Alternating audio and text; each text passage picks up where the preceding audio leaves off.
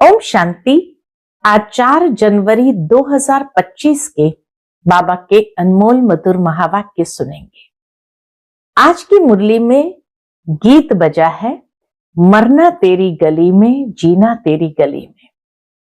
बाबा कहे, मनुष्य इन गीतों का अर्थ भी यथार्थ रूप में जानते नहीं। जिस तरह दुनिया के अंदर मनुष्य वेदों शास्त्रों का यथार्थ अर्थ नहीं समझते हैं, पढ़ते जरूर है लेकिन समझ नहीं पाते हैं। बाप ही आकर के हम बच्चों को सारे वेद शास्त्रों का सार भी बताते हैं और ये गीतों का यथार्थ अर्थ भी बताते हैं।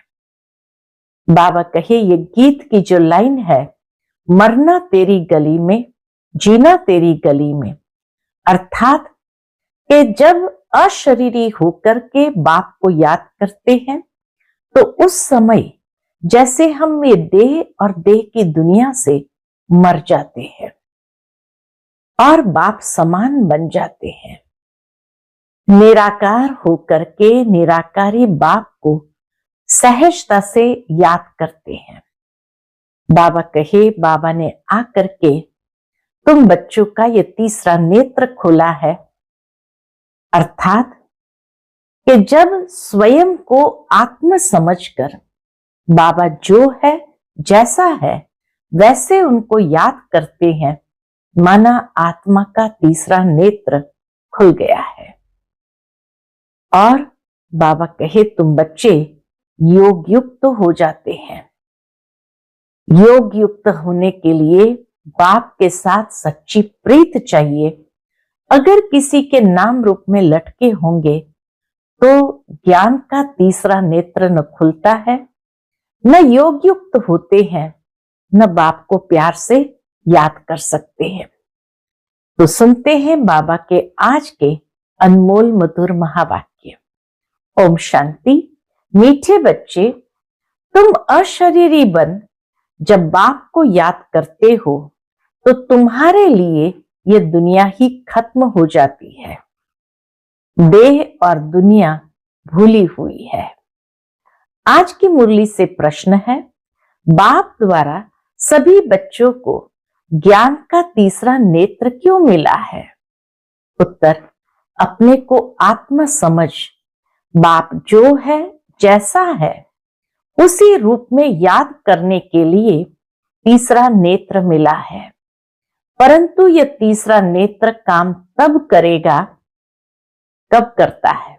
बाबा कहे, यह तीसरा नेत्र काम तब करता है जब पूरा योग युक्त रहे, अर्थात एक बाप से सच्ची प्रीत हो, किसी के नाम रूप में लटके हुए ना हो। माया प्रीत रखने में ही विघ्न डालती है, इसी में ही बच्चे धोखा खाते हैं।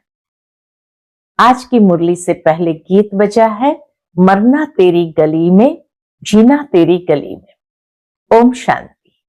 सिवाय तुम ब्राह्मण बच्चों के इस गीत का अर्थ कोई समझ न सके। जैसे वेद शास्त्र आदि बनाए हैं, परंतु जो कुछ पढ़ते हैं उसका अर्थ नहीं समझ सकते। इसीलिए बाप कहते हैं, मैं ब्रह्मा मुख द्वारा सब वेदों शास्त्रों का सार समझाता हूं। वैसे ही इन गीतों का अर्थ भी कोई समझ नहीं सकते हैं, बाप ही इनका अर्थ बताते हैं। आत्मा जब शरीर से न्यारी हो जाती है तो दुनिया से सारा संबंध टूट जाता है। गीत भी कहता है, अपने को आत्मा समझ, अशरीरी बन, बाप को याद करो तो यह दुनिया खत्म हो जाती है। इस पुरानी दुनिया से जैसे मर जाते हैं। ये शरीर इस पृथ्वी पर है, आत्मा इनसे निकल जाती है तो फिर उस समय उनके लिए मनुष्य सृष्टि है ही नहीं। आत्मा नंगी बन जाती है, फिर जब शरीर में आती है तो पाठ शुरू होता है। फिर एक शरीर छोड़ दूसरे में जाकर प्रवेश करती है। वापस महातत्व में नहीं जाना है। एक बार इस सृष्टि में आए, इस चक्र में आए, तो बाबा कहे वापस महातत्व में नहीं जाना है। उड़कर दूसरे शरीर में जाती है, यहां इस आकाश तत्व में ही उनको पाठ बजाना है, मूल वतन में नहीं जाना है।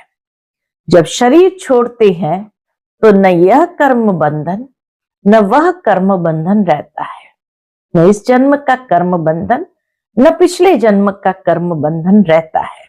आत्मा शरीर से न्यारी होती है तब, शरीर से ही अलग हो जाते हैं ना, फिर जब दूसरा शरीर लेते हैं तो वह कर्म बंधन शुरू होता है। जो रहे हुए कर्म बंधन है वो शुरू होता है। यह बातें सिवाय तुम्हारे और कोई मनुष्य नहीं जानते। बाप ने समझाया है, सब बिल्कुल ही बेसमझ है, परंतु ऐसा कोई समझते थोड़ी है। हाँ, अपने को कोई बेसमझ समझते थोड़ी है, अपने को कितना अक्लमंद समझते हैं, पीस प्राइज देते रहते हैं। यह भी तुम ब्राह्मण कुलभूषण अच्छी रीति समझा सकते हो, वह तो जानते ही नहीं कि पीस किसको कहा जाता है। कोई तो महात्माओं के पास जाते हैं कि मन की शांति कैसे हो, यह तो कहते हैं वर्ल्ड में शांति कैसे हो।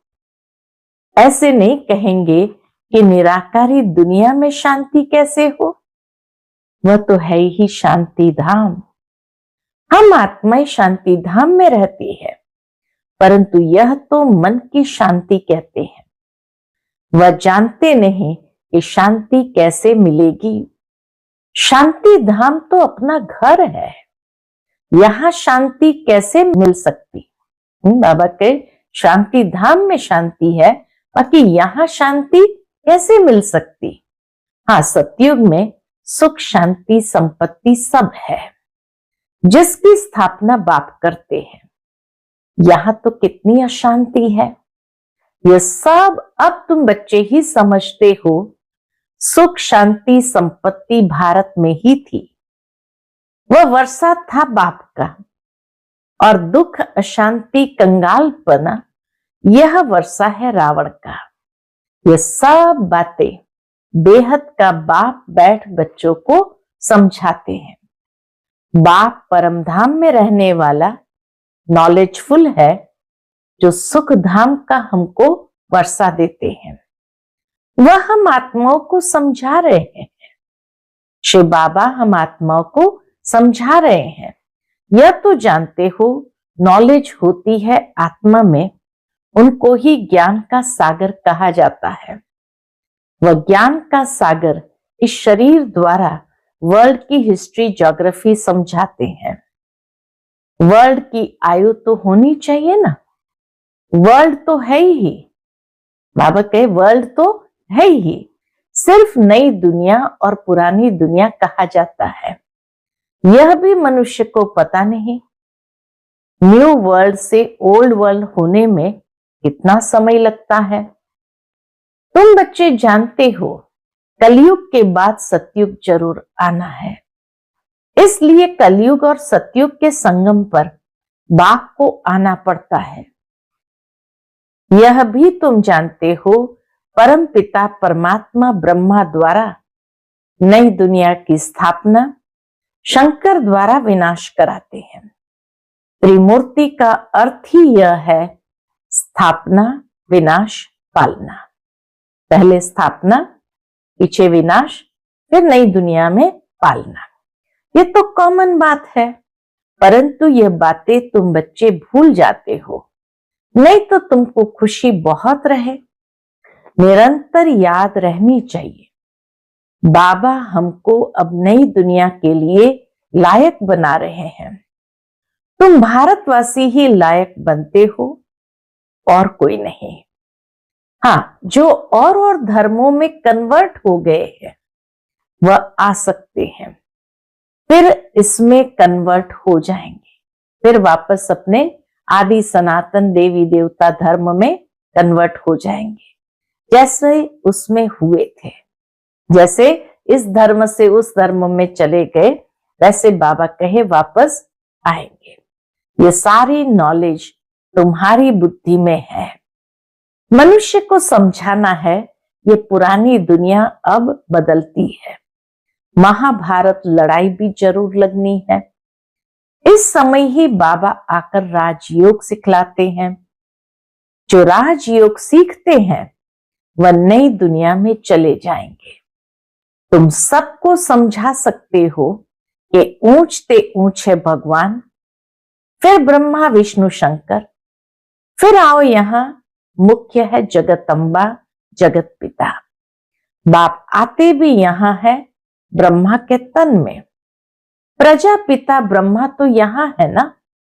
ब्रह्मा द्वारा स्थापना सूक्ष्म वतन में तो नहीं होगी।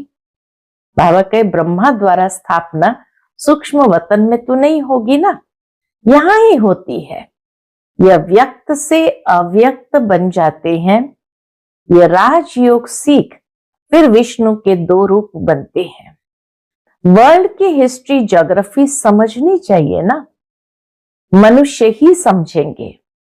वर्ल्ड का मालिक ही वर्ल्ड की हिस्ट्री ज्योग्राफी समझा सकते हैं। वह नॉलेजफुल, पुनर्जन्म रहित है। यह नॉलेज किसकी बुद्धि में नहीं है। परखने की भी बुद्धि चाहिए ना। कुछ बुद्धि में बैठता है या ऐसे ही है। बाबा पूछते हैं कुछ बुद्धि में बैठता है या ऐसे ही है। नफ्स देखनी चाहिए, जिसको भी समझाते हैं परख शक्ति होनी चाहिए। देखना चाहिए उसकी बुद्धि में कुछ बैठता भी है या नहीं। बाबा कहे नफ्स देखनी चाहिए। एक अजमल खान नामी ग्रामी वैद होकर गया। उस समय में बाबा के समय में बाबा कहे एक अजमल खान नामी ग्रामी वैद होकर गया है। कहते हैं देखने से ही उनको बीमारी का पता पड़ जाता था। अब तुम बच्चों को भी समझना चाहिए कि ये लायक है या नहीं। बाप ने बच्चों को ज्ञान का तीसरा नेत्र दिया है, जिससे तुम अपने को आत्म समझ, बाप जो है जैसा है उसको उसी रूप में याद करते हो। परंतु ऐसी बुद्धि उनकी होगी जो पूरा योग युक्त होंगे। बाबा कहे तीसरा नेत्र मिला, जिससे हम अपने को आत्मा समझ, बाप जो है जैसा है उसको उसी रूप में याद करते हो। परंतु ऐसी बुद्धि उनकी होगी जो पूरा योग युक्त होंगे, जिनकी बाप से प्रीत बुद्धि होगी। योग युक्त भी कौन होंगे? जिनकी बाप से प्रीत बुद्धि होगी। सब तो नहीं है ना, 1-2 के नाम रूप में लटक पड़े हैं। बाप कहते प्रीत तो मेरे साथ लगाओ ना। माया ऐसी है जो प्रीत रखने नहीं देती है। माया भी देखती है। हमारा ग्राहक जाता है तो एकदम नाक कान से पकड़ लेती है। फिर जब धोखा खाते हैं तब समझते हैं माया से धोखा खाया। माया जीत जगत जीत बन नहीं सकेंगे, उच्च पद पा नहीं सकेंगे। इसमें ही मेहनत है। श्रीमत कहती है मामेकम याद करो तो तुम्हारी जो पतित बुद्धि है वो पावन बन जाएंगी। परंतु कईयों को बड़ा मुश्किल लगता है। बाबा कहे कईयों के लिए ये बड़ा मुश्किल है। इसमें सब्जेक्ट एक ही है, अलफ और बे। बस 2 अक्षर भी याद नहीं कर सकते हैं। बाबा कहे अलफ को याद करो, फिर अपनी देह को, दूसरे की देह को याद करते रहते हैं। बाबा कहते एक अलफ को याद करो, लेकिन फिर अपनी देह को, दूसरे की देह को याद करते रहते हैं। बाबा कहते हैं देह को देखते हुए भी तुम मुझे याद करो। आत्मा को अब तीसरा नेत्र मिला है, मुझे देखने समझने का। ये तीसरा नेत्र मिला है परमात्मा को देखने का, उनको समझने का। उससे काम लो। तुम बच्चे अभी त्रिनेत्री त्रिकालदर्शी बनते हो, परंतु त्रिकालदर्शी भी नंबरवार है। नॉलेज धारण करना कोई मुश्किल नहीं है, बहुत ही अच्छा समझते हैं, परंतु योग बल कम है, देही अभिमानी पना बहुत कम है, थोड़ी बात में क्रोध गुस्सा आ जाता है, गिरते रहते हैं, उठते हैं गिरते हैं, आज उठे कल फिर गिर पड़ते हैं, देह अभिमान मुख्य है, फिर और विकार लोभ मोह आदि में फंस पड़ते हैं। देह में भी मोह रहता है ना, माताओं में मोह जास्ती होता है, अब बाप उसे छुड़ाते हैं, तुमको बेहद का बाप मिला है, फिर मोह क्यों रखते हो? बाबा कहे जब बेहद का बाप मिला है तो फिर मोह क्यों रखते हो? उस समय शक्ल बातचीत ही बंदर मिसल हो जाती है। जिसमें मोह है तो उनकी शक्ल कैसी हो जाती है, बातचीत कैसी होती? बाबा कहे बंदर मिसल हो जाती है। बाप कहते हैं नष्ट मोहा बन जाओ, निरंतर मुझे याद करो, पापों का बोझा सिर पर बहुत है, तो कैसे उतरे? परंतु माया ऐसी है, याद करने नहीं देंगी, बल कितना भी माथा मारो, घड़ी घड़ी बुद्धि को उड़ा देती है। कितनी कोशिश करते हैं हम मोस्ट बिलवेड बाबा की ही महिमा करते रहे।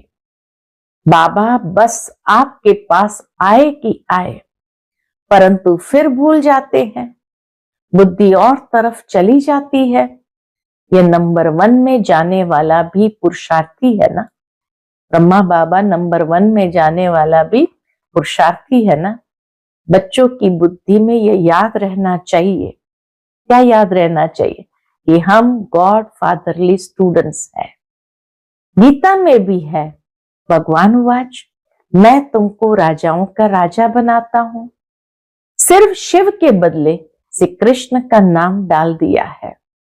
वास्तव में शिव बाबा की जयंती सारी दुनिया में मनानी चाहिए। शिव बाबा सबको दुख से लिबरेट कर गाइड बन ले जाते हैं। यह तो सब मानते हैं कि वह लिबरेटर गाइड है, सबका पतित पावन बाप है, सबको शांति धाम सुखधाम में ले जाने वाला है, तो उनकी जयंती क्यों नहीं मनाते हैं? भारतवासी ही नहीं मनाते हैं, इसीलिए ही भारत की यह बुरी गति हुई है।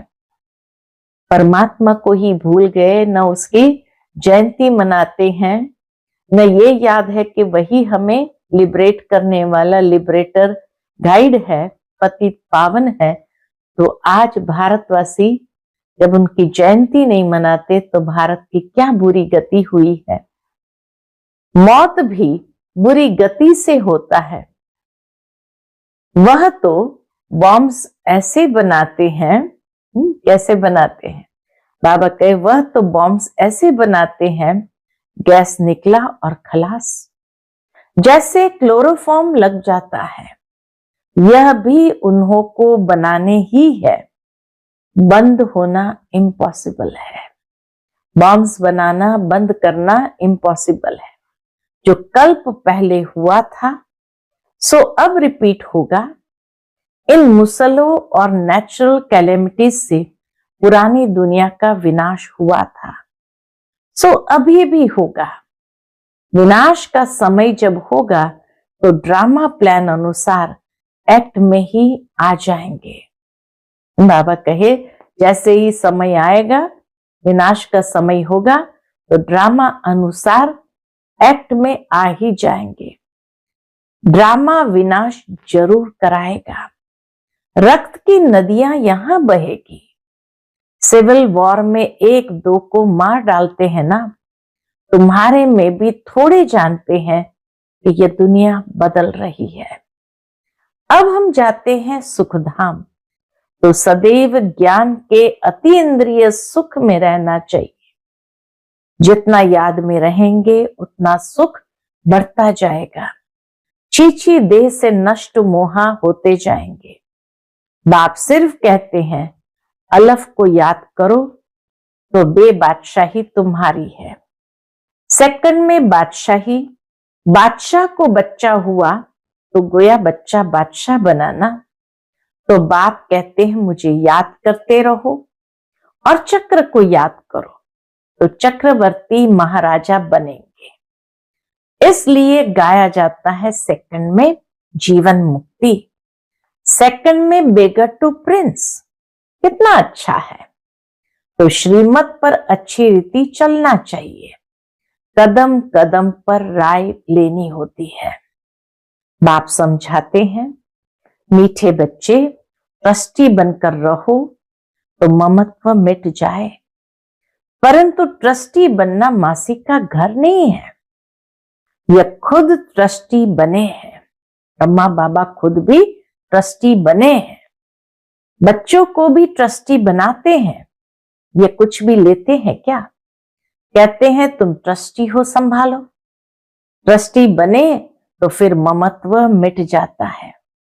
कहते भी है ईश्वर का सब कुछ दिया हुआ है, फिर कुछ नुकसान पड़ता है या कोई मर जाता है तो बीमार हो पड़ते हैं, मिलता है तो खुशी होती है।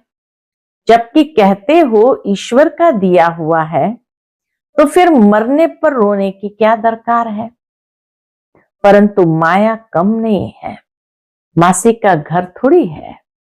इस समय बाप कहते हैं तुमने हमको बुलाया है, इस पतित दुनिया में हम नहीं रहना चाहते हैं, हमको पावन दुनिया में ले चलो, साथ ले चलो, परंतु इसका अर्थ भी समझते नहीं। पतित पावन आएगा तो जरूर शरीर खत्म होगा ना, तब तो आत्माओं को ले जाएगा।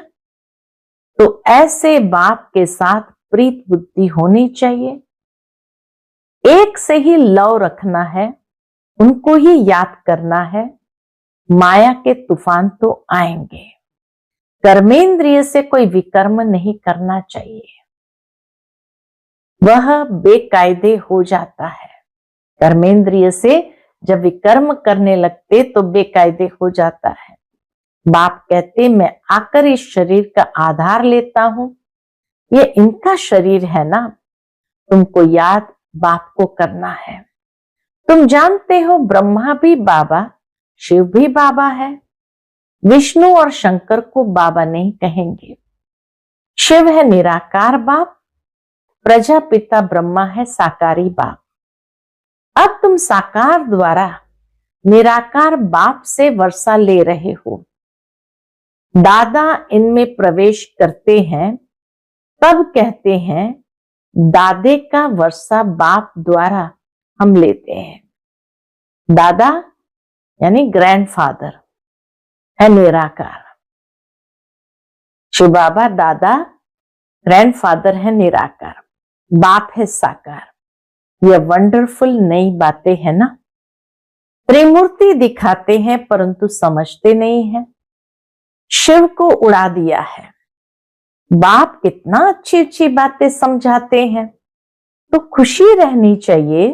हम स्टूडेंट है, बाबा हमारा बाप टीचर सतगुरु है। अभी तुम वर्ल्ड की हिस्ट्री ज्योग्राफी बेहद के बाप से सुन रहे हो, फिर औरों को सुनाते हो। ये 5000 वर्ष का चक्र है। कॉलेज के बच्चों को वर्ल्ड की हिस्ट्री ज्योग्राफी समझानी चाहिए। 84 जन्म की सीढ़ी क्या है, भारत की चढ़ती कला और उतरती कला कैसे होती है, ये समझाना है। सेकंड में भारत स्वर्ग बन जाता है, फिर 84 जन्मों में भारत नरक बनता है। ये तो बहुत ही सहज समझने की बात है। भारत गोल्डन एज से आयरन एज में कैसे आया है, ये तो भारतवासियों को समझाना चाहिए, टीचर्स को भी समझाना चाहिए। वह है जिस्मानी नॉलेज, यह है रूहानी नॉलेज। वह मनुष्य देते, ये गॉड फादर देते हैं।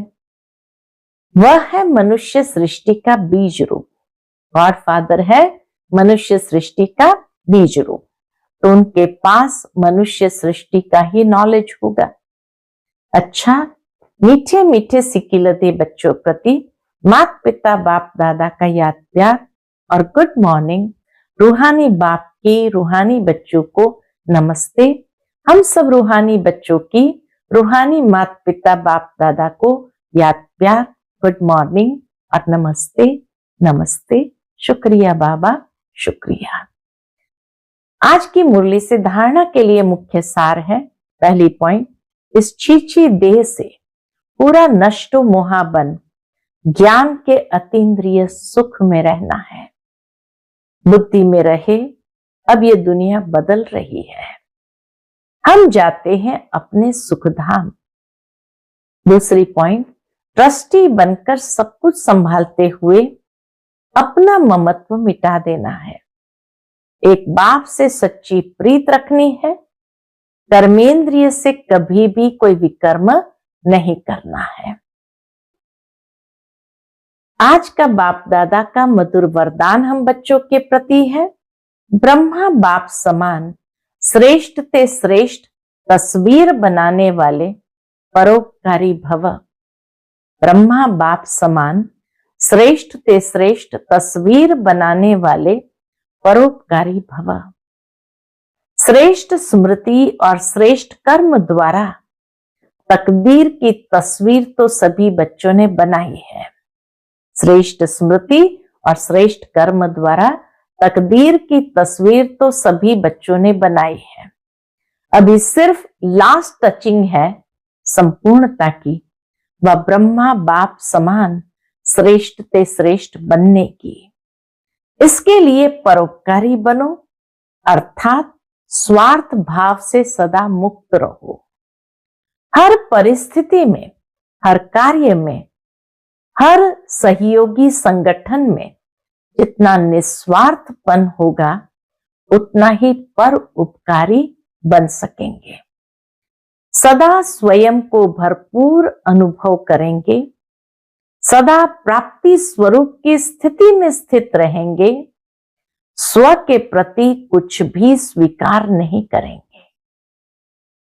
आज का स्लोगन है, सर्वस्व त्यागी बनने से ही सरलता व सहनशीलता का गुण आएगा।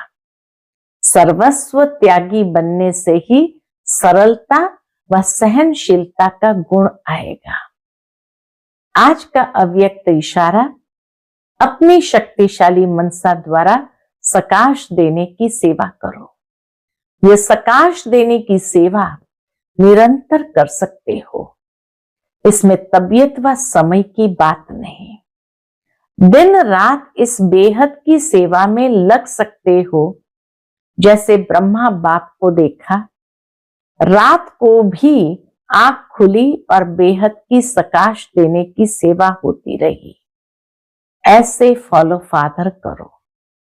जब आप बच्चे बेहद को सकाश देंगे तो नजदीक वाले ऑटोमेटिकली सकाश लेते रहेंगे।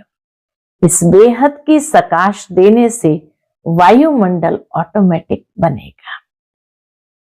अच्छा, ओम शांति।